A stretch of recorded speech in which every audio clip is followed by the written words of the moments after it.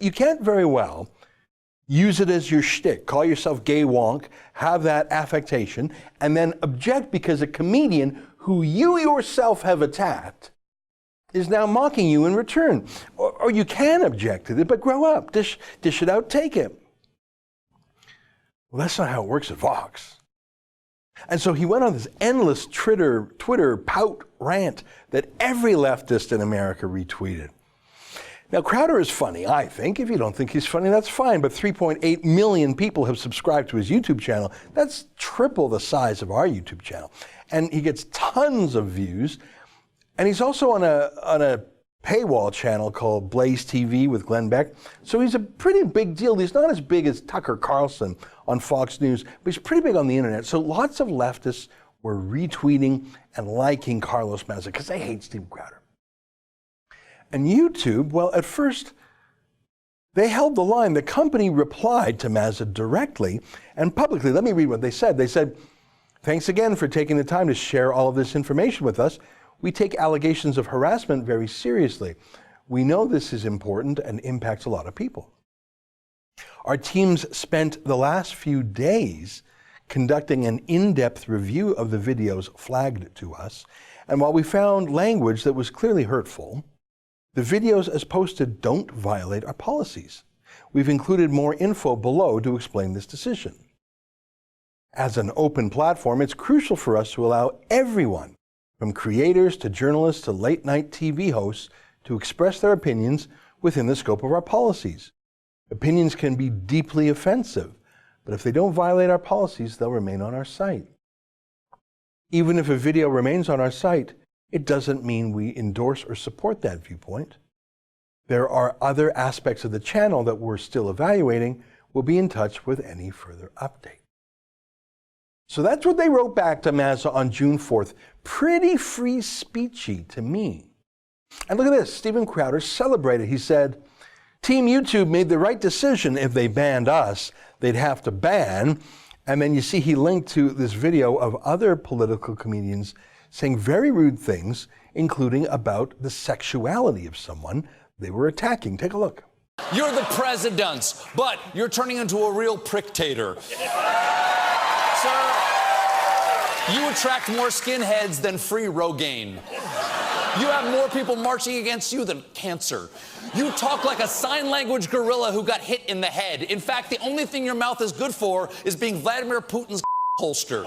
You know, Ivanka, that's a beautiful photo of you and your child, but let me just say, one mother to another, do something about your dad's immigration practices, you feckless And obviously, I hope India and Pakistan don't go to war. But if they did go to war, it would probably be the most entertaining war of all time, yeah? Because the Indian soldiers would run out on the battlefield and they'd be like, "Time for you to die!"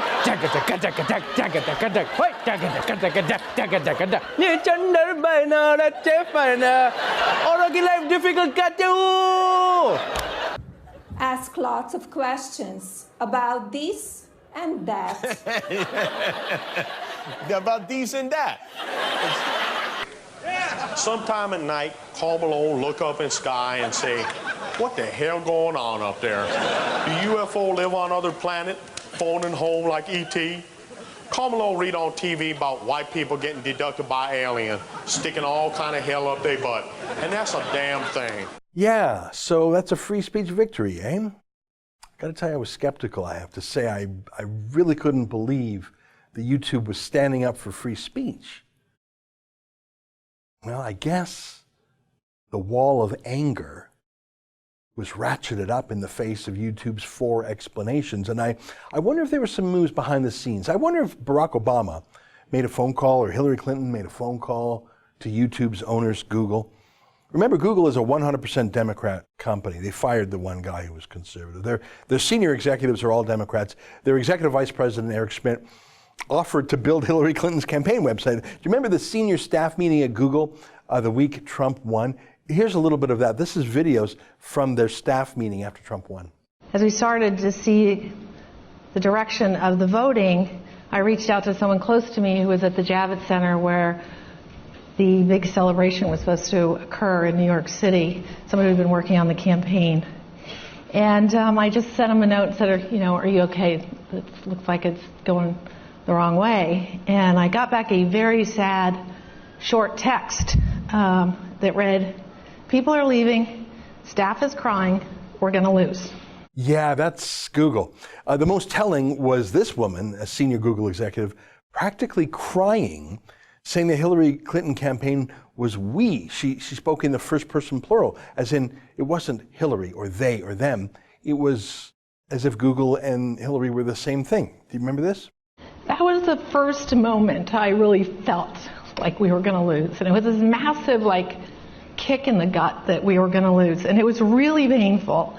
So maybe, I don't know, we'll never know, maybe Obama or Hillary Clinton or someone made a phone call to those Democrats at Google who own YouTube and made them think again and said, what are you doing? Standing with Steven Crowder, he's a Republican, and Vox is Democrat. Because the very next day, after they wrote their defense of free speech, they thought again, and they wrote this.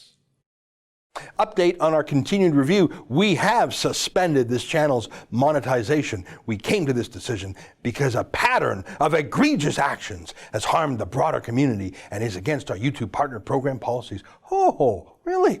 Wow, that was quick. Egregious, eh? Because earlier they said they had teams, plural, reviewing things, so they sounded like they went through exhaustively.